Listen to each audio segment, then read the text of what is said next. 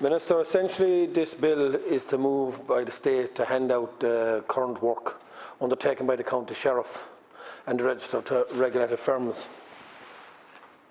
If we take a small step back in time to 2008, we can see where the mortgages and bank arrears that people suffered were actually the cause of the banks. Because at that time when people were going into arrears, they were contacting their banks and the banks said to them, keep paying. And what they actually had to do with advice, from legal advice, after getting into so much debt, they had to tell them to stop paying altogether. They wouldn't take a piece. They told them to stop paying altogether. And then the banks spoke to them.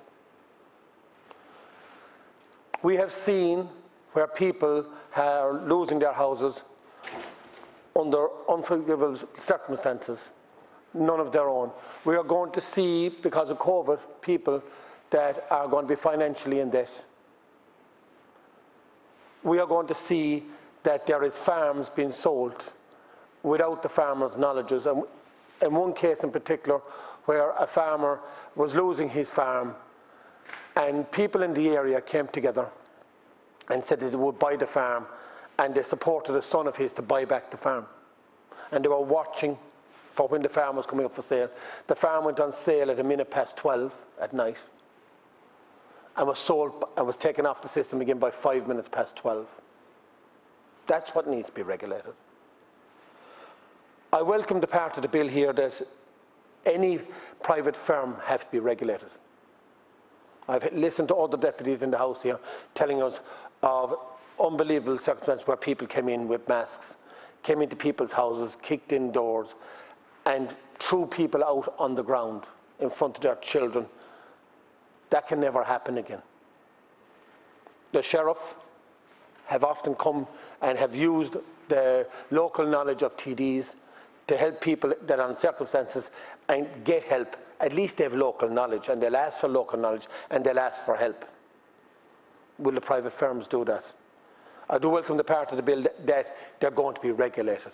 Anyone, and it was mentioned earlier, anyone that's in a nightclub at the moment has a security number, everything like that. I completely welcome that, and I give praise where praise is due. But again, during COVID, we have seen the banking sector again let us down, and the only ones that stepped up to the plate, Minister, were the credit unions. The banks at the time, they said they would defer loans for people during COVID, but they would not extend the term of the loan. They said they defer your payments for 3 months or 5 months or 6 months, but they would not defer the term of the loan. That means when things pick back up, that means that you had bigger payments to make on the same term of a loan. That's not helping. What did the credit unions do? Because they're local, they deferred the payments for the 3 months and extended the loans. And if you look at from what credit unions have that other banking sectors don't have, they have people at the counter that know you by name and not by number. The banking system now has gone to credit cards and online. I spoke to a butcher the other day, and he told me that he was after getting a loan. He sat down behind the counter, he had a quiet minute, and he applied for a loan on his phone, got accepted for on his phone, got accepted, and had the loan in place on his phone within 5 minutes. Okay? But he said if he ever got into trouble, he wouldn't be able to fix it as quick on a phone because there's no one to speak to.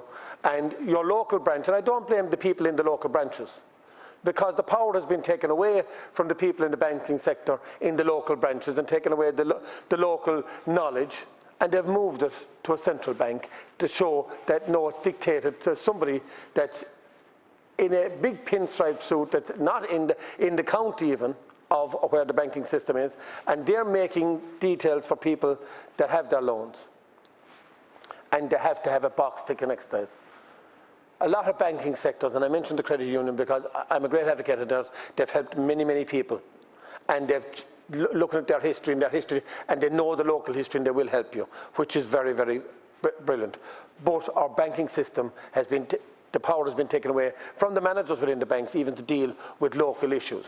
That's what's wrong. So it's not the banking in each individual sector, it's actually the issue is that everything has been removed from local. There is a lot of people, as I said earlier, that are going to be in debt after COVID, and they will need our help. But the avenues have to be there from the point of the register and the sheriff. They have to play their part as well, because they're local knowledge. And we don't want, again, seeing people coming in with balaclavas, coming into, from, not even from within Ireland, coming down to Ireland. We had that 100 years ago, and we fought, and more than 100 years ago, and people fought to make sure that this wouldn't happen again. And we've got to make sure that these firms are well regulated and they do their job properly. We have people that are in debt through no fault of their own, and we have people that are actually people that are in debt all their lives, and that's how they live. And we have people that never want to pay a loan, they want to borrow around them and never want to pay a loan and run from it all the time. Those people have to be dealt with. But we have very, very genuine cases, as I said, from people with no fault of their own that need help. And anyone that doesn't want to involve themselves or get into negotiations and have a past record of not paying their debts, yes, they need to be dealt with. But there is the good people of Ireland far away those minority that this loophole will actually help to sort out. So, Minister, going forward from ourselves, and we've seen this within the 2040 plan that has been voted on tonight, an amendment by the Rural Independents. And if you look for, you'll be the cause of more debt going forward with the way this is going. Is you're going to cap the amount of people that can live in the towns and villages because you won't invest in the infrastructure. That means you're telling a person in business at the moment that they can't expand, unless you're in a large city or a large town.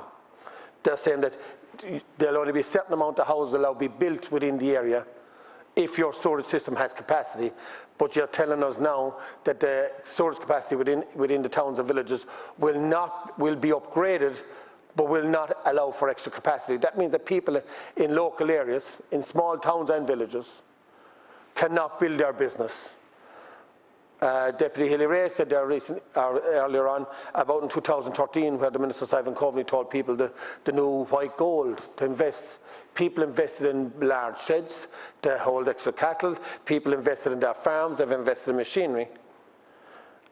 And the farming community, and we'd be talking from an environmental point of view, are the only people, and the people within the local areas have invested in the areas. They've bought cars that burn less emissions, because they have no infrastructure, no bus services.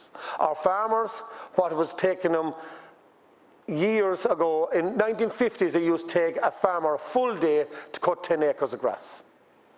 In the 80s to 90s, when the silage was at its best, it used to take them a whole day to cut 20, 25 acres. Was a good day at cutting silage. And today, with the investment in low-emission engines and in machinery, they now can cut, with good conditions, can cut 20 acres within 1 hour. And what do? You penalise the farming community. You tell them to expand, and then you penalise them. You come in with the emissions, and then you penalise them. You give grants to the farmers for equipment to help the environmental services, but 80% of the work done in this country for farmers is done by contractors. But you won't allow the same granting systems that's given to the farmers, to the contractors, and 80% of them do the work and are investing in low emissions machinery. We see here when Brexit came and the revenue turned around and they said that if you were buying a truck in from the UK, that if it was a special type truck, whether it's a mixer truck or an articulated truck, it was a 2.7% to 3.7% was what you were paying on the vehicle coming in. And yet, the 8-wheeler trucks, you've put on 16% roughly on them, between 10 and 16% on them, because they're saying they're not a dump truck, because they said they're not articulated. If they knew what they were talking about if they're inside a rock quarry, a dump truck does not have to be articulated. But yet there's a definition there that anyone that wants to upgrade their trucks in this country to a more efficient with AdBlue and the new Euro 6 engines to lower emissions, what do? You increase taxes. You make it harder for the people that are investing, trying to help. So in a conclusion on this, Minister, I welcome what you've brought on this bill. But I'm asking you later tonight, when the rural independents have their amendment, that you vote for the amendments to allow people to invest in their communities. So we will not have a bigger crisis on our hands, and we will not have more vulture funds coming down trying to sell our farms, because you will be stopping the rural communities, towns, villages and rural areas to increase their population and live where they need, where they were born and reared, and get people back to our country that have gone and want to return home. Home to me, I'm a Culture and I'm proud of it, and I always will be. I'm not from the city. But I will do my part, the same as all the rest of the rural independents will do our part to help the environment. But the biggest polluter in this country, Minister, at the moment, is the local authorities, which has been proven by a report done by the OPW. It's not the farmers, it's the OPW have stated that it's the local authorities, because of the lack of investment that your government have failed to give to our local authority in Limerick to upgrade sewerage systems. But what's your answer? Let's cap them, they can't build anymore. And what's going to happen? You can't invest, you can't grow, you get into debt. We want equality in our areas.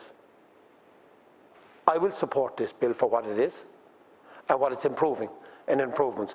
But I would like you to come back and support us for all of Ireland for equality, whether you're rural, village, town or city. The LDA was set up just to invest in the cities, nothing in rural, nothing in towns, nothing in villages. You're here as a government minister to represent the country. I'm here as a rural independent to represent rural areas. So our banking system destroyed us, and now we're implementing things because gurriers were coming in, attacking people in their homes. And as I say, some of them to no fault of their own, they got into trouble. Yes, we're regulating it, and we have to regulate it. But Minister, tonight in the voting block, I will be asking every TD here tonight to work for everyone in Ireland, vote for equality in Ireland, and vote for the right to live in an area where you can invest and grow, which will help your community. Everyone grows, and it will help people to live in their own homes, be able to afford their own homes. Because again, Minister, the government cannot supply the housing need that's there at the moment. So in conclusion is, well done on this bill. I will support it. But I will ask you, with your government tonight, to support the rural independents, to support the rest of the country so we can also live and grow. Thank you.